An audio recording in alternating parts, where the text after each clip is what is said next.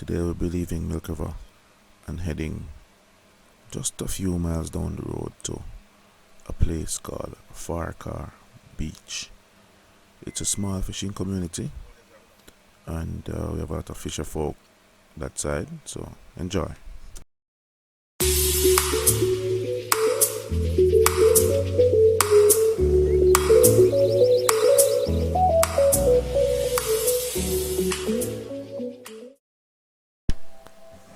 Okay, here we are now leaving Milk River and we're heading down to Farquhar Beach.